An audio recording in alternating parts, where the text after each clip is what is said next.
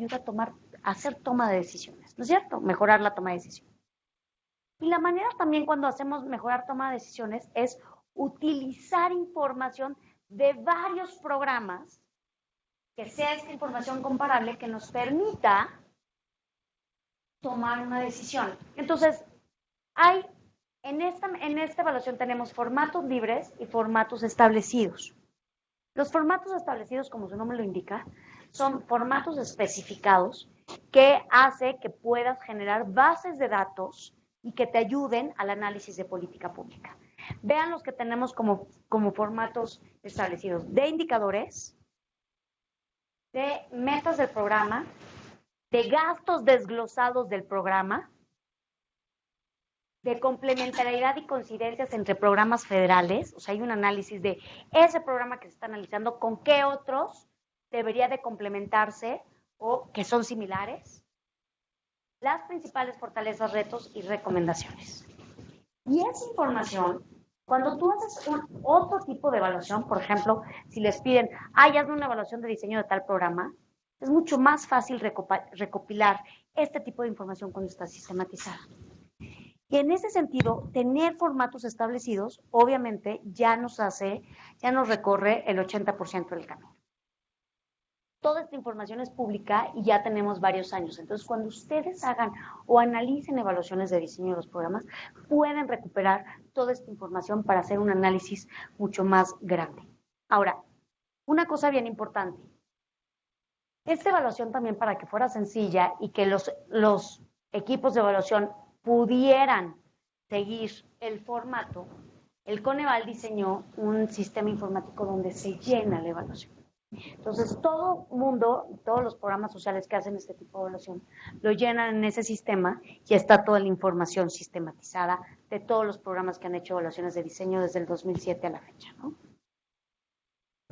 Vean los formatos establecidos que les decía. O sea, muchas veces, cada vez que sale una política o que les piden un tipo de análisis, les piden indicadores. Ya hay bases de datos con indicadores.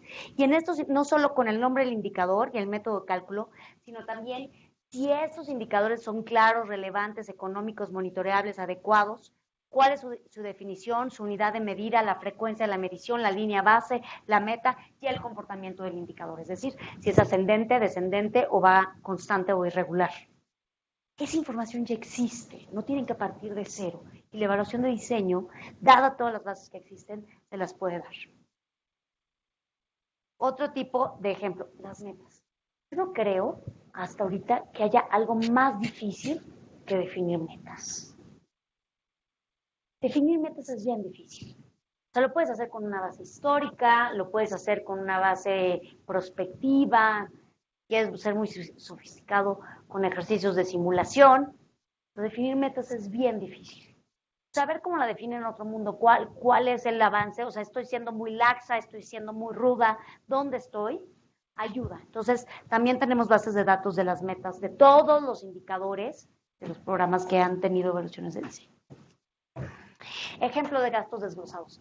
Hace rato en línea uno de los colegas me decía, bueno, una parte importante son los costos, y tienes razón. ¿Cuánto cuesta el programa? ¿Cuánto se está gastando en el programa?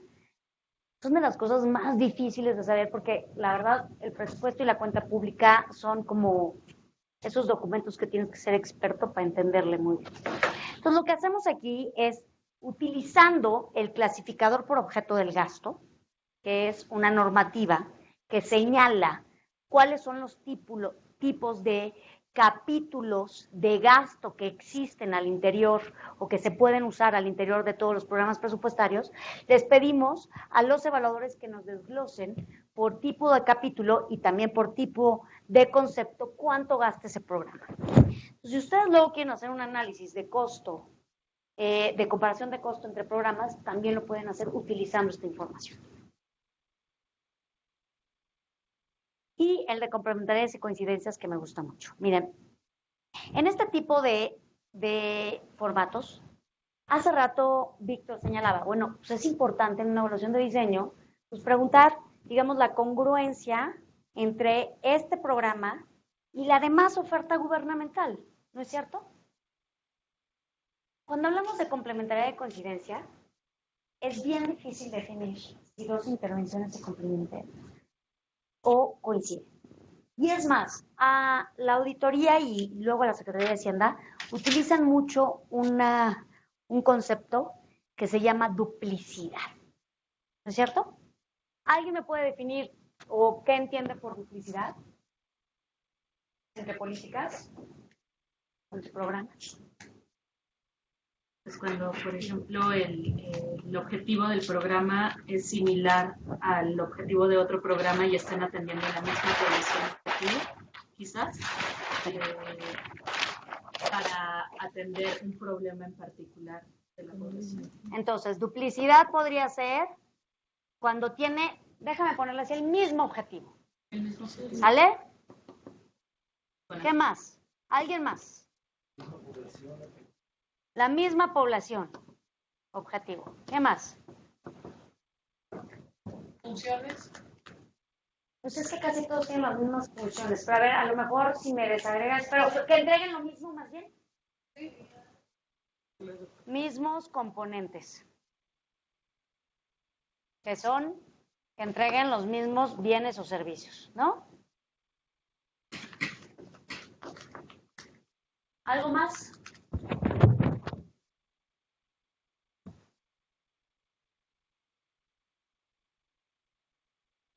Aquí están los mismos, objetivos, no programas, objetivos, ¿vale? Entonces, siempre me dicen, eso, pues sí, duplicidad, que se dupliquen parecería. Pero el concepto de duplicidad, ¿están de acuerdo que es un concepto negativo? Requiere ineficiencia, ¿no es cierto? Entonces, esto quiere decir que cuando tú estás duplicando algo, en sentido estricto, estás haciendo 2 veces lo mismo, al menos 2 veces lo mismo, ¿vale? Y mi pregunta es, ¿y qué pasa si esas 2 veces, al menos 2 veces, no es suficiente? ¿Qué quiere decir esto? Imagínense que hoy a María le detectan un problema en su hogar, un problema de desnutrición. Entonces llega un programa social y le dice, bueno, pues sabes que María, te vamos a dar una despensa. Y le dan una despensa. Luego llega otro programa y le dice, ay, es que María tiene desnutrición. Vamos a darle una despensa, otra despensa. ¿En qué momento estos programas son duplicados o complementarios?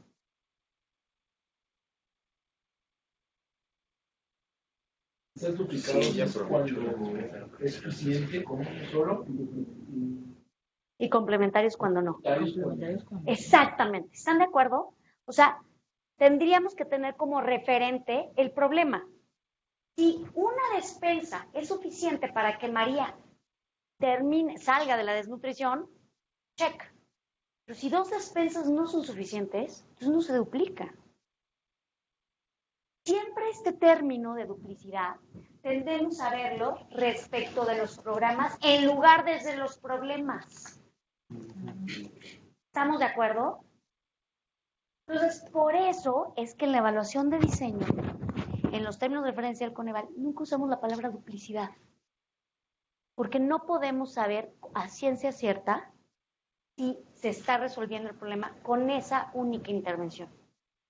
Es muy difícil, o por lo menos en mi experiencia, que una sola intervención atienda completamente la problemática para la cual fue creado.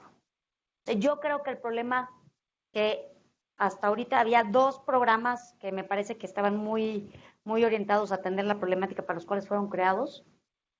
Bueno, 3, y era el programa de empleo temporal, el Prospera y estancias infantiles.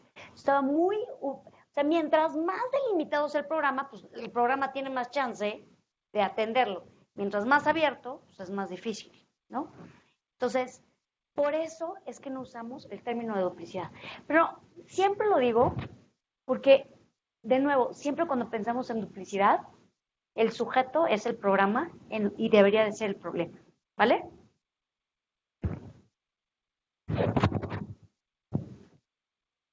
también algo que fue un poco con lo que inicié con esto es, a la gente no solo se familiariza con una evaluación que tenga preguntas y respuestas, sino también con una evaluación que tenga una calificación.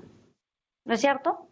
Entonces, este tipo de modelo de términos de referencia, al final nos da, con los niveles, los puede sumar y nos da una calificación. Entonces, cuando tú ves la calificación comparada de todos los programas, puedes más o menos ordenar o rankear cómo están los programas respecto a su diseño.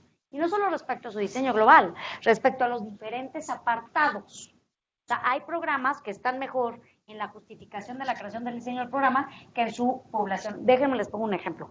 La primera vez que hicimos una evaluación homogénea en 2007, que terminó en 2008, fue a 116 programas de la Administración Pública Federal. Los programas en el apartado donde salieron peor calificados, o sea, más bien, déjenme les digo, en lo que salieron mejor fue en el mecanismo de operación. O sea, como que toda la gente tenía muy claro cómo debía operar. Salieron muy bien también en el tema de rendición de cuentas. Y yo creo que eso tiene que ver mucho por todo el ejercicio de auditorías que ya llevamos varias décadas, ¿no? Entonces todo el mundo iba muy afiliado a lo que podía hacer. En lo que peor salieron, y estoy hablando del 80% de los programas, no tenían identificada su población objetivo. Y la pregunta es, ¿cómo puedes operar un programa cuando tienes identificado tu población objetivo? Todo el mundo me respondía, pues es que mi población objetivo es la población de México. ¿No? Si no sabemos claramente quién es la población que recibe los bienes o servicios, pues esto se pierde. ¿Estamos de acuerdo? Se hace mucho más difícil y es mucho más probable que el éxito de esta intervención disminuya considerablemente. Entonces, y ya luego vienen las fortalezas, retos y recomendaciones. Y tenemos un formato muy establecido, déjenme les digo, porque también el mercado de evaluación, digamos, aparte de ser relativamente nuevo, es incipiente. Entonces se empiezan a generar grupos de evaluadores que sí los tienes que orientar un poco para entregar información que realmente sea de calidad. Entonces, una de las cosas que parecería muy obvia en el término de evaluación, pero no siempre es que las recomendaciones tienen que estar siempre, subrayo, siempre, ligadas con fortalezas, oportunidades, debilidades o amenazas. O sea, luego ves la evaluación y se sacan de la mano una recomendación que dices, ¿y de dónde sale? O sea, ¿de dónde salió esta recomendación si esa parte ni siquiera se analizó? ¿No? Entonces, justo por eso es que hacemos este cuadrito para un tipo de recomendaciones. Una de las preguntas diría, ¿pero cómo de fortalezas y oportunidades puede salir recomendaciones? Porque hay ocasiones que también las buenas prácticas se pueden seguir replicando. Tú identificas fortalezas y dices, oigan, esto manténganlo o utilícenlo en otra cosa. ¿No es cierto? Eso no está mal, porque también esa es otra cosa que luego tenemos las y los evaluadores. Solo vemos la parte negativa. Y en serio, después de todos los años que me he dedicado a la evaluación, nunca he visto dos cosas. O sea, nunca he dejado de ver dos cosas. Una, que una intervención tenga todo malo. Y dos, que cuando le des recomendaciones útiles a los responsables de los programas, no las quieran utilizar. Si hablo útiles, de que les haga más fácil su trabajo, que les ayude o les alinee los incentivos, que mejore la comunicación y difusión de sus resultados, los van a utilizar. Pero luego hay recomendaciones que dicen los evaluadores, es que lo que tienes que hacer son 50,000 formatos y no, eso no lo van a hacer. ¿Por qué? Porque ellos tienen que implementar. Tienen que sentir que lo que les estás dando realmente les sirva y les haga sentido. Porque hay una parte bien importante que luego se nos olvida como evaluador. El mejor conoce los programas no son quien los superan. Los viven a diario. Nosotros solamente somos una mirada ajena en un determinado tiempo con información limitada. Y por lo tanto, el tipo de recomendaciones que podemos dar no necesariamente pueden ser factibles a implementar. ¿Sale? Y por lo tanto, lo más valioso de las evaluaciones son los hallazgos, no necesariamente las recomendaciones. ¿Sí? Sí, Mauricio. Hablando de hallazgos y recomendaciones, en la sesión anterior nos decían, hablando de proyectos, hablando de programas federales, uno de los problemas con la identificación de los beneficiarios, Sí. de la población objetivo, es que difícilmente el programa federal conoce cuál es el último destinatario, porque no es el último destinatario que lo opera, sino son los gobiernos municipales o estatales o alguna otra autoridad. Quisiera preguntarte un poco tu percepción o tu experiencia en ese tema, pensando en cómo poder orientar una recomendación para trabajar junto con los operadores del programa, esto que pudiera parecer una deficiencia, pero es más bien una característica de algunos programas. A mí no me parece deficiencia. Primero parto de eso. O sea, yo sí creo que luego, y me parece algo muy normal, nos casamos con ciertos diseños y despreciamos otros, simplemente porque nos gusta o son más lógicos o sencillos. En el primer caso que tú decías, son muy centralizados, ¿no es cierto? Porque en el caso del gobierno federal directamente llega al beneficiario. Un ejemplo era Prospera, otros ejemplos son todos los que está haciendo este nuevo gobierno. O sea, todas las transferencias van directas al beneficiario del gobierno federal. Y lo que está eliminando son las instancias ejecutoras. A principio podrías decir, bueno, sí, se están disminuyendo los costos, se está haciendo más fácil, es más directo. Sin embargo, yo sí creo, y depende el tipo de programa y depende también el tipo de problema que quieras atender, es necesario, o para mí es mucho más eficiente, un esquema descentralizado. Un ejemplo. El tema del servicio de la proveeduría en salud. ¿Ok? Déjenme les cuento cómo funcionaba el Seguro Popular, que ya también se va a terminar, pero en diseño parecía muy bueno, tuvimos algunos resultados, luego yo sí creo que se perdió en esto de las instancias ejecutorias y por eso lo retomo. El Seguro Popular, que seguramente lo han escuchado, como dice su nombre, era un seguro. ¿Qué quiere decir? ¿Un seguro contra qué? Contra las enfermedades muy costosas que sufría la población no asegurada. ¿Qué enfermedades costosas? Cada año se definía dentro del catálogo, que se llama el CAUCES, qué enfermedades iba a cubrir. Principalmente cubría cánceres, ¿ok? Diabetes, si mal no recuerdo, y algunas enfermedades, sobre todo, que llevan a las familias a tener gastos catastróficos en salud. Eso era lo que hacía el Seguro Popular, ¿vale? Entonces, lo que hacía era, pero no es un proveedor de servicios. O sea, Seguro Popular no tiene hospitales. Seguro Popular solo era una aseguradora.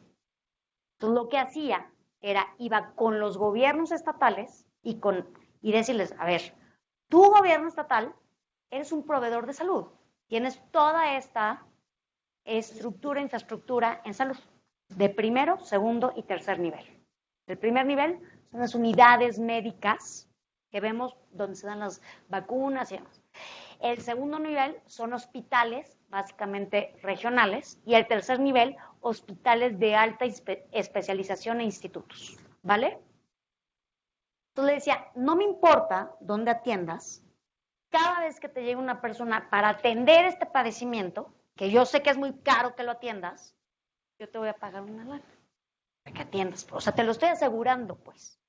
Entonces, todos los gobiernos estatales se pusieron a afiliar al Seguro Popular a la población con la finalidad de que les pasaran el dinero para que ellos lo utilizaran en sus hospitales, en toda su infraestructura, y atendieran a la población. ¿Sí? Pues el mecanismo parecería muy lógico. O sea, estaba bien diseñado, hubo una evaluación de impacto, salía que realmente reducía el gasto de bolsillo de las familias en gastos catastróficos, ¿no? Pero ¿qué fue lo que pasó? O sea, ¿qué fue más bien algunas de las cosas que pasó? Que no en todos los casos pasó. Lo que sucedió es que efectivamente los gobiernos estatales recibían ese dinero y no necesariamente lo utilizaban en sus proveedores de salud. Lo utilizaban en otras cosas, ¿no? Entonces, bueno, el Seguro Popular iba caminando y entonces les ponía controles y más controles y más controles para que no gastaran, ¿no? Pero bueno, esa era la lógica. Si tú me dices, a partir de esa experiencia, centralicemos todo, mi pregunta es, de nuevo, ¿qué es lo que queremos atender? Lo que yo lo que quiero en tema de salud es acceso efectivo a la población a los servicios de salud. ¿No es cierto? ¿Qué significa eso? Que la infraestructura de salud en México tenga una resolución efectiva de tus problemas de salud. Si tú vas por una gripe, que te atiendan realmente para tu gripe. Si en cambio vas por un cáncer, que también te atiendan para el cáncer. Eso es lo que yo busco, independientemente del mecanismo e independientemente que lo hagan. Yo creo que al día de hoy, ese foco del acceso o de la capacidad resolutiva se ha dejado en segundo nivel o en segundo momento, y el primero se ha puesto el tema de que la gente, de dónde están los recursos, ¿no? Entonces, yo por eso cada vez que estoy en estas clases de evaluación siempre digo, es que voltemos al problema. ¿Cuál es el problema que deseas atender? Entonces, no me queda claro este tema de centralización o de las instancias ejecutoras. O sea, todo depende, un mecanismo centralizado versus un descentralizado, dependiendo el problema que quieras atender, ¿no? Entonces, no creo que es mejor ni peor, así como tampoco creo que sean mejor los métodos, los qualis o quantis, para hacer evaluaciones. Depende de lo que quieras investigar. ¿Sí? Y otro, y ya el último formato, que este es bien importante, que también les sirve como referencia, es que en todas las evaluaciones de diseño, con este modelo de términos de referencia, pedimos una ficha técnica de los datos generales de la institución evaluadora y el costo de la evaluación. ¿Quién hizo esa evaluación? ¿Cuánto costó? ¿Y cuál fue su forma de adjudicación? ¿Para qué nos sirve esto? Uno, es básicamente un estudio de mercado. ¿Cuánto cuestan este tipo de evaluaciones? ¿Y cuánto han costado? ¿No es cierto? Y dos, ¿quiénes pueden hacer este tipo de evaluaciones? ¿O quiénes las han hecho? ¿Vale? Toda esta información también está en el inventario Coneval de programas. Ahí te dice quién hizo la evaluación, cuánto costó, cuál fue el proceso de adjudicación, pero que ayuda también por si ustedes algún momento quieren hacer una evaluación de diseño o quieren contratar una evaluación de diseño. O se quieren acercar a alguna consultora, institución académica que haga este tipo de evaluaciones. ¿Sí? Pues listo. Las fuentes de información mínimas a utilizar en esta evaluación de diseño, igual en estos modelos de términos de referencia, es amplia. Y les pongo una lista porque luego, o sea, tú ves el modelo de términos de referencia y dices, híjole, está bien sencillo, pero tienes que analizar un montón de información, ¿no?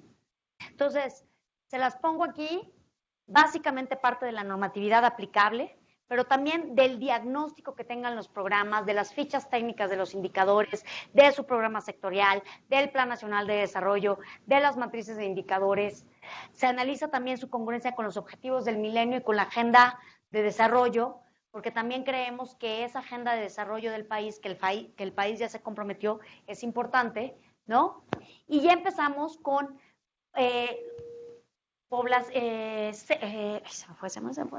la base de datos de la población objetivo para entender cómo lo hacen, información sobre el gasto desagregado, recursos de revisión de solicitudes de información, también se analiza, por acá vimos el tema de transparencia, ¿no? Y de rendición de cuentas. Y con todo esto, ¿qué tipo de recomendaciones genera esta evaluación? Uno, básicamente las recomendaciones que puede dar este tipo de evaluación es sobre la mejora, ampliación o, de nueva cuenta, el nuevo desarrollo de un diagnóstico.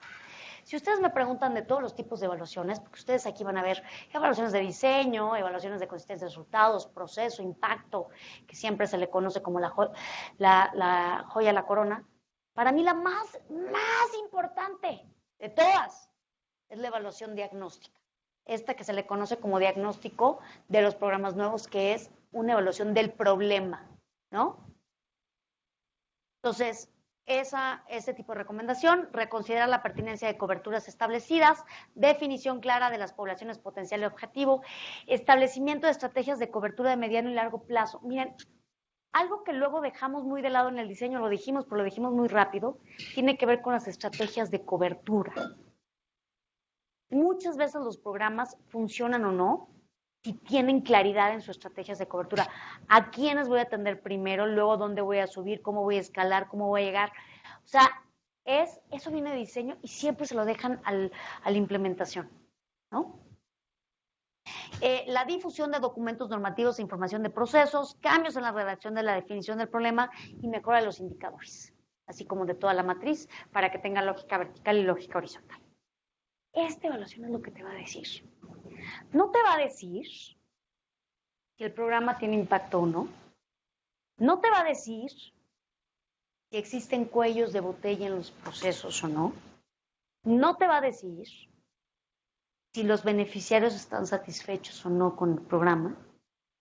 Y no te va a decir tampoco si el programa realmente tiene una orientación a resultados. Pero sí te va a decir esto. ¿Ok? Y si ustedes se pueden llevar un mensaje de esta clase es: cada evaluación responde preguntas y no puede responder todas. Solo responde una cantidad finita de preguntas. ¿Preguntas? ¡Ay! Esto es muy importante. Sí. Las evidencias no son parte de esto, lo que se publica. O sea, si yo reviso que la población... Los documentos. Ajá. Tengo un documento que utilizas. O sea, esas evidencias en las que yo me baso para decir sí, no, si cumple, todas estas no. Esos no forman parte íntegra de... Te cuento. Sí les pedimos desde Coneval que los incluyan en el app. Entonces, en el sistema de información. Entonces, nosotros tenemos un receptorio de información. El asunto es que son miles de documentos. O sea, miles de documentos.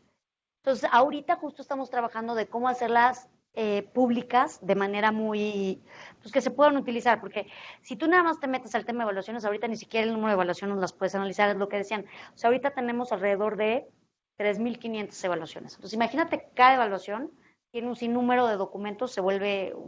Pero lo que sí ponemos siempre, les pedimos a los evaluadores que pongan los hipervínculos a los documentos. El problema tiene que ver con que si tiran la información, pues ya el hipervínculo no vale. Pero sí queremos enviar la información. Si en algún momento ustedes quieren información de cierto programa, también me lo pueden pedir y yo con mucho gusto se los doy, ¿no? Entonces, ya con esto, déjenme les cuento. Sí, perdóname, vas, Fernando. Tenía una pregunta con lo de la ficha, pues se me hacía muy interesante. ¿Han hecho ustedes algún como estudio más econométrico de que si existe una relación entre el precio de la evaluación y el resultado que obtiene? ¿Sabes? Creo que tienen, ¿no? ¿Cuántos? 3,500 en muchos años debe. Sí, mira, bueno, de diseño, obviamente las 3,500 son de todas las metodologías, ¿no? De todos los tipos. O sea, tenemos de impacto, de procesos, de resultados, de desempeño. Entonces, de diseño hemos de tener como 100, más o menos.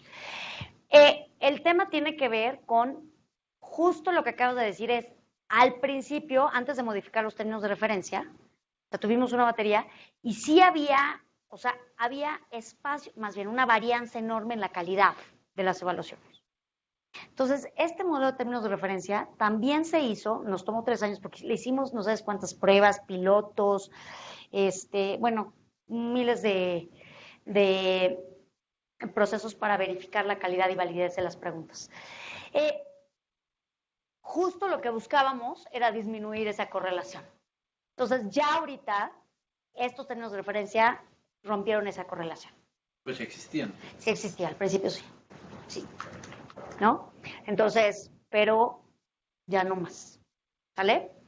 Y esto, que me parece muy importante, es, hace rato yo les dije, bueno, ¿cuándo tienes que hacer la evaluación de diseño? Entonces yo les dije que hablábamos de cuando los programas son nuevos, ¿no es cierto?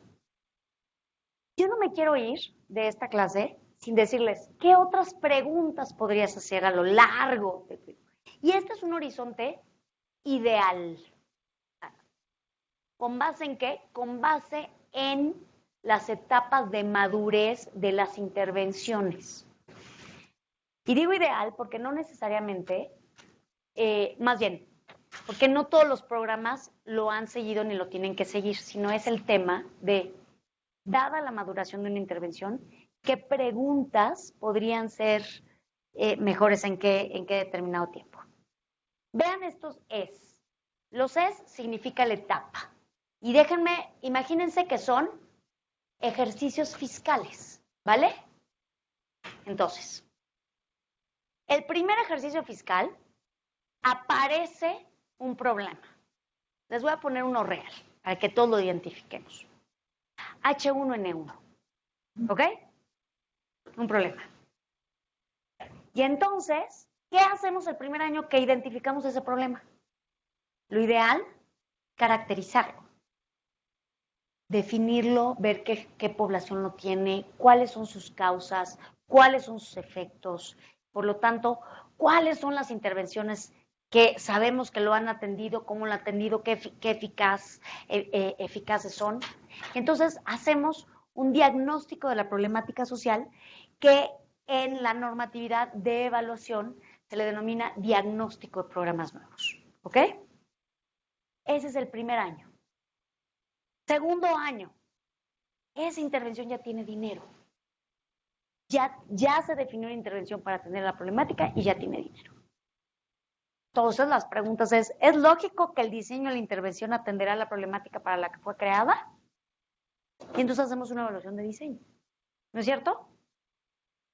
Sí, la intervención es grande, es costosa y si se puede, se hace un levantamiento de línea base. ¿Qué es una línea base? Una primera medición. ¿De qué? De ciertos indicadores que a nosotros nos importa. ¿Sobre qué? Sobre la población objetivo. ¿Ok? Si yo acá voy a atender, por ejemplo, en el caso de Prospera, que atendía hogares pobres, hizo una línea base sobre los hogares pobres antes de darles la intervención. ¿Vale? Siguiente año, que es el segundo año que tiene dinero. ¿El programa es consistente con la normatividad aplicable y se encuentra orientado a resultados? ¿Qué tipo de evaluación hago? Una evaluación de consistencia y resultados. Tercer año, ¿la gestión operativa del programa cumple con lo necesario para el logro de las metas y los objetivos? Hago una evaluación de procesos. ¿Por qué hasta el tercer año hago una evaluación de procesos y no antes? Implementar es bien difícil. En los primeros años la gente apenas está definiendo el camino por donde operar. Y es muy probable que lo cambien, que se dan cuenta que no funciona. Entonces los primeros años apenas están conciliando el tema de operación. Entonces, hacer una evaluación de procesos que es cara no te va a servir mucho hasta después del tercer año. Y también el tercer año o el cuarto año, entonces ya mides también los efectos netos atribuibles de tu intervención, que son los impactos. Cuando digo efectos netos atribuibles, es exactamente la despensa que recibió María en cuanto le bajó la desnutrición. A lo mejor no supimos, pero en ese momento María también era parte de un protocolo de salud donde les daban unas pastillitas. Es el tema, exactamente, Víctor, lo que responden las evaluaciones de impacto es el tema de atribución. Mientras que estas dos, la de diseño y la de consistencia, analizan la contribución. ¿Vale? y haces evaluaciones. Y estas que están acá, específicas de desempeño, ficha de monitoreo, es porque son resúmenes sintéticos que se les da al Congreso o a la ciudadanía sobre los resultados de los programas. Y lo que hacen es resumir de una manera valorativa los resultados de los programas en cierto ejercicio fiscal. ¿Vale? Entonces, este tema, y ya van a ver también sus diferentes metodologías, ¿cuándo deben de hacer evaluaciones? Hay programas que me dices, oye, pero yo tengo un programa que existe desde hace 25 años. Y sí es cierto, o sea, el programa, miren, el primer programa del que tenemos documentado, programa social, inició en 1919, que era el famosísimo Gotita de Leche. Saber a las familias. Entonces, pero tenemos todavía Liconza. Tenemos muchos años con los programas. Entonces, ¿cuándo un programa de tantos años, qué evaluación le vas a poner? ¿No? Por eso es ideal. Bueno, es dependiendo de lo que se necesite. Pero recuerden, dependiendo de las preguntas que quieres responder. Ahora, este es el modelo de términos de referencia de diseño que se diseñó el Coneval para México, para la Administración Pública Federal. ¿Esta es la única evaluación de diseño que se puede hacer? No. Categóricamente, no. Se pueden hacer diferentes diseños metodológicos. Todo parte de las preguntas que quieras contestar y de la metodología que quieras aplicar. ¿Ok? Pero lo que sí es cierto es que en las evaluaciones de diseño parecería que es invariable esta pregunta. Es lógico que el diseño de la intervención atenderá la problemática para la cual fue creado. Eso sí creo, que si una evaluación de diseño no contesta esta pregunta, pues no es evaluación de diseño. ¿Vale? ¿Sí? ¿Preguntas? ¿Comentarios? Sí, buenas noches. Hola. Hola, quería hacer una consulta. Mi nombre es Karina, soy de Perú y referente a lo mencionado, actualmente hay muchos programas e intervenciones del Estado que no han llevado ese horizonte temporal que usted ha mencionado y no ha recibido ningún tipo de evaluación, ni siquiera el de diagnóstico, ¿no? Entonces, usted menciona de que depende de las preguntas que se quiere responder. Cuando una intervención ya tiene 3, 4 años, la mayoría de autoridades asume el término impacto como atractivo para saber si tuvo o no resultado, pero no necesariamente el impacto me da las alertas si hubo un cuello de botella en el proceso, si el inconveniente está en las raíces desde el diseño. Por ende, quisiera saber si existe algún documento que permita analizar un diseño, pero de evaluación, o sea, para yo determinar cuál es la evaluación idónea para dicha intervención. Esa es una pregunta que quisiera hacer. Y la otra era en cuanto a los cronogramas, ¿cuánto es el promedio de tiempo que puede demorar una evaluación de diseño? Hace poco le llegó un comentario al jefe de mi área y consideró oportuno que nuestro grupo de compañeros profesionales podamos iniciar en la dirección, que es bastante nueva, con evaluaciones de diseño a algunas intervenciones. Entonces quisiera más o menos saber por ello si es que se tiene primero un diseño de evaluabilidad, no una evaluación de diseño, sino un diseño para yo poder considerar qué evaluación es la más oportuna. Y lo otro es el cronograma de tiempos, ¿no? Que demoraría cada tipo de diseño aproximado, porque entiendo que cada intervención no va a demorar, no tiene un tiempo establecido, ¿no? Pero quisiera conocer más o menos rangos y promedios. Déjame te cuento el tema de evaluabilidad, que me encanta la pregunta. Y justo ese tema, no tenemos un documento escrito, pero es lo que puse al principio. Para nosotros aquí en México el tema de evaluabilidad depende básicamente de cuál es lo que queremos responder. Y la pregunta de quién lo quiere responder es súper importante. O sea, lo quiere responder el responsable del programa, lo quiere responder el Congreso, ¿qué le queremos responder? Ahora, también es cierto que los responsables de los programas no te llegan con una pregunta y te dicen, ay, quiero responder esta pregunta. Eso no sucede en la vida real, ¿no? Es la verdad. Lo que sí es cierto es que es nuestro trabajo como evaluadoras y evaluadoras ir discerniendo las preguntas. O sea, por eso lo decía, el primer año de una política pública es muy fácil. Si tú quieres hacer una evaluación de impacto, si lo que ellos necesitan hacer es una evaluación de impacto, la verdad, por supuesto, necesitas analizar el diseño. O sea, no hay manera que tú puedas hacer una evaluación de impacto sin tener previamente analizado el diseño, ¿no? En el caso de procesos, este tema de los cuellos de botella o de buenas prácticas, es deseable tenerlo antes de una evaluación de diseño, pero no es una condición necesaria para hacer una evaluación de impacto, pero no es una condición necesaria para hacer para una evaluación de impacto, ¿no? Lo que sí es necesario es entender sin duda un análisis de su diseño. No necesariamente una evaluación del diseño. O sea, no necesitas un juicio de valor diciendo, este está bien o este está mal. Lo que sí necesitas es un análisis para ver si es posible hacer una evaluación de impacto. ¿Y por qué lo resalto en esto? Porque la evaluación de impacto necesariamente necesitas definir el contrafactual estimando el contrafactual a través de un grupo de control.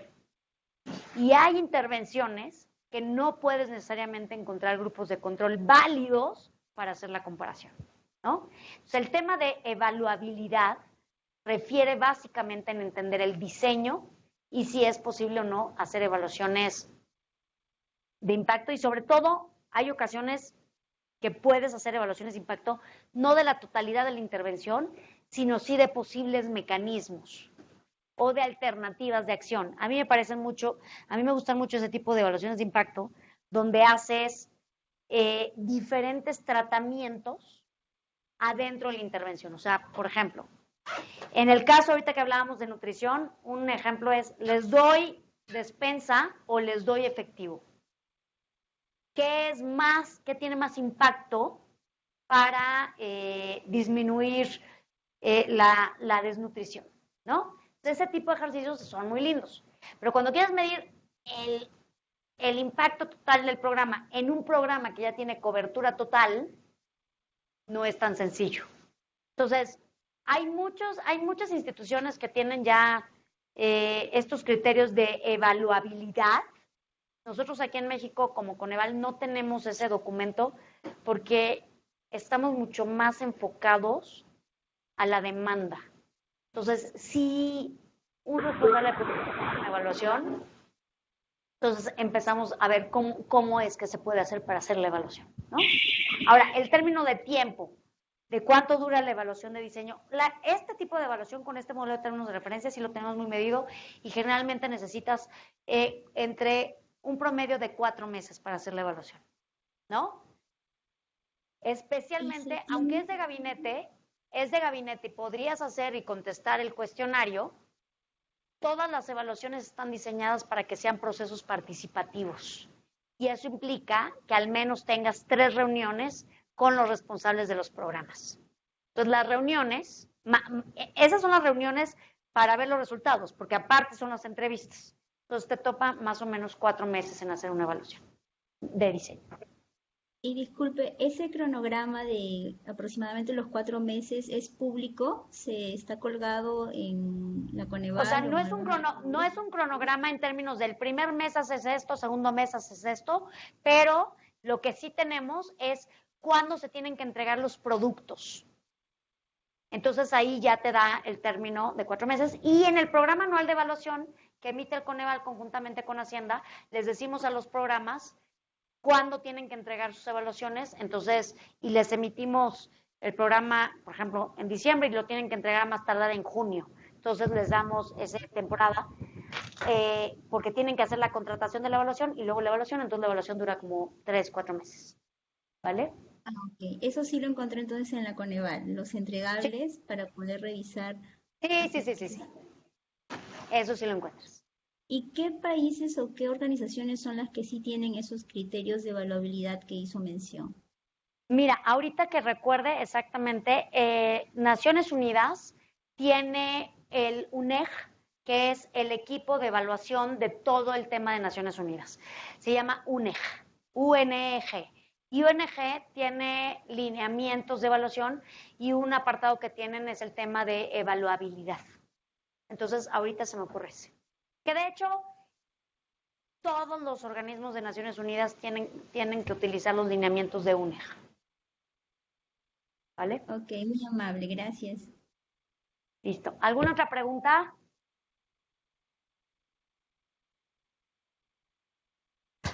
Perdón. Sí, Salvador. Me llamó la atención esto de que el 80% fallaba en la parte de población objetivo.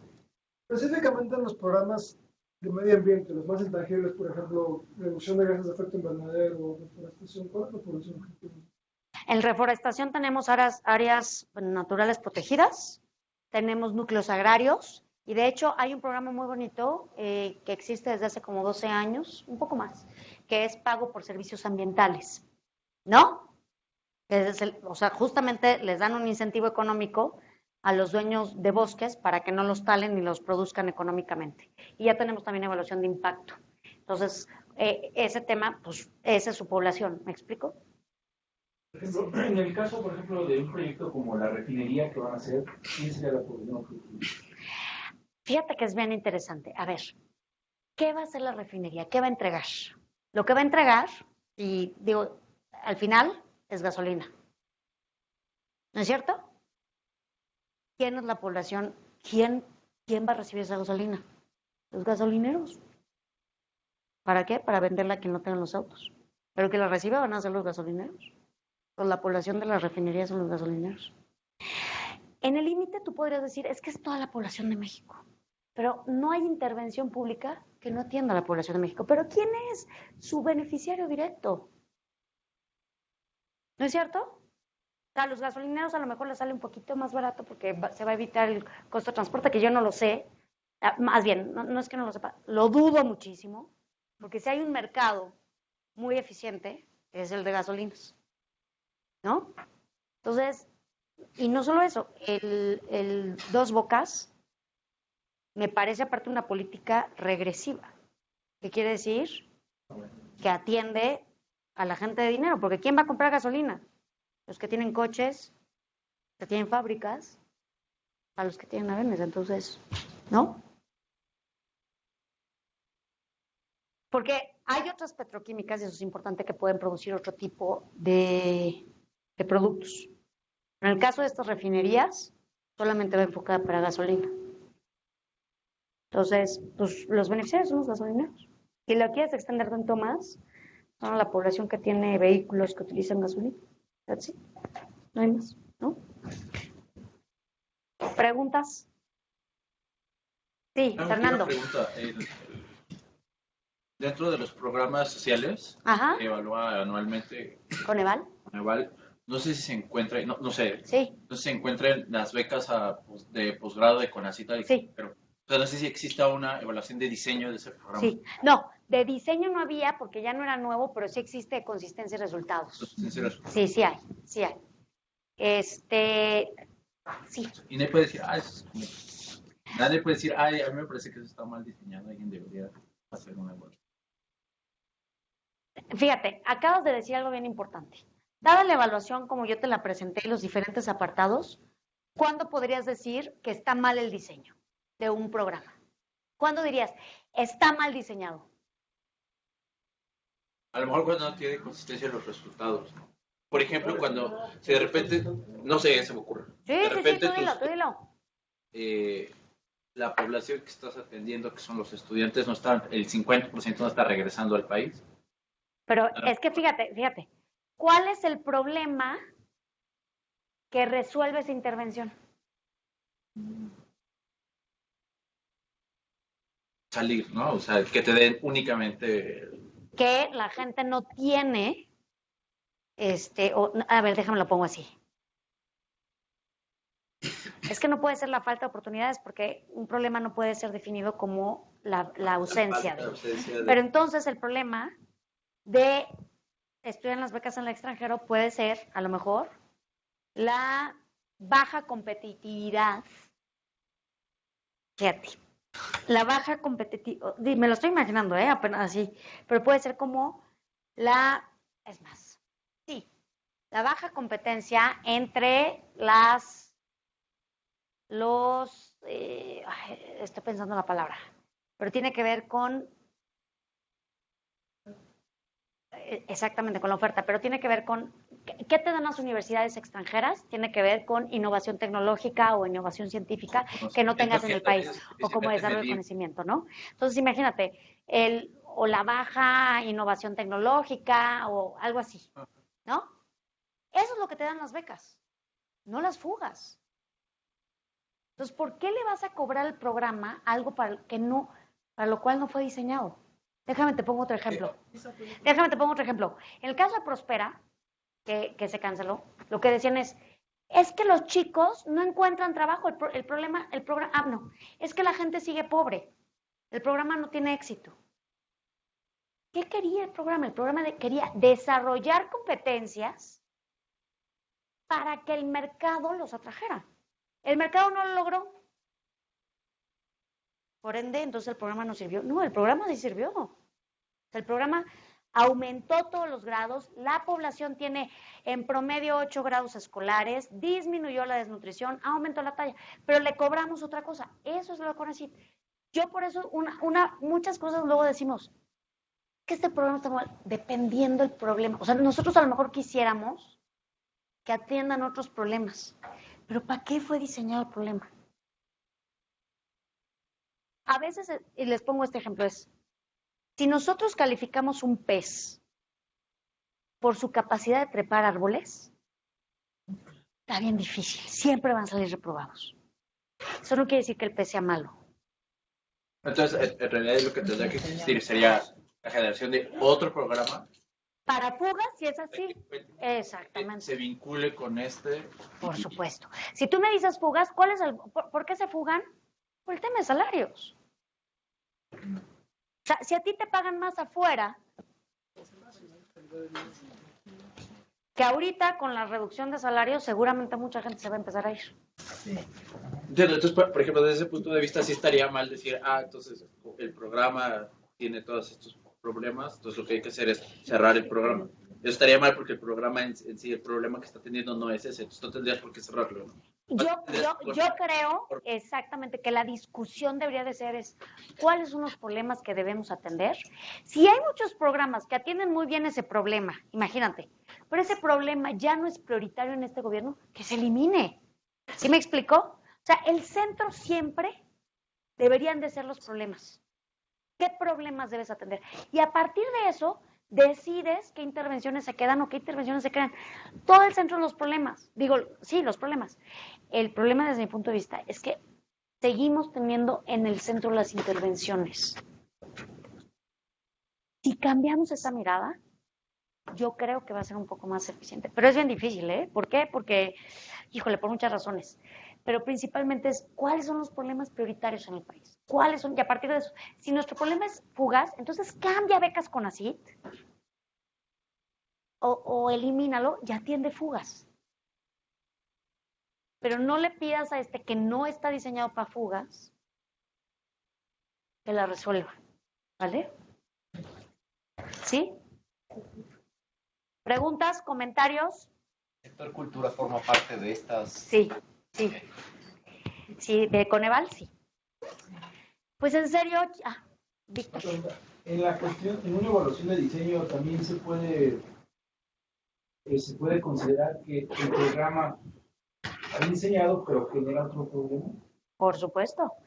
Algo que se le llaman los spillovers, ¿no? Negativos o positivos, sí, por supuesto. Eso a mí sería mi hit meterlo en esta evaluación. Pero la verdad, esta es la evaluación de diseño 1.0. O sea, estábamos en tal nivel que dijimos, bueno, pues hagamos algo chiquito. Ya ahorita estamos reformando, pero sí, por supuesto. O sea, toda política pública, o sea, nunca es neutra. ¿No es cierto? Nunca. Entonces va a generar algo. Incentivos positivos, negativos, o de los dos, siempre. ¿Vale? ¿Alguna otra pregunta? Pues chicas, chicos, en serio, muchas gracias por su generosidad de venir el lunes en la tarde aquí. En serio, gracias. Gracias a los que están en línea por acompañarnos durante toda esta sesión. Y cualquier duda, sigo a sus órdenes. Gracias. Gracias.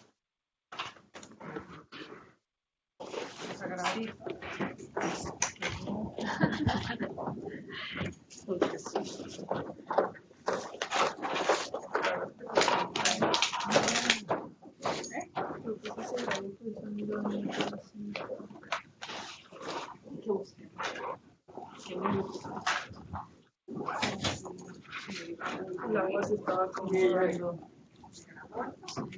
el ministro.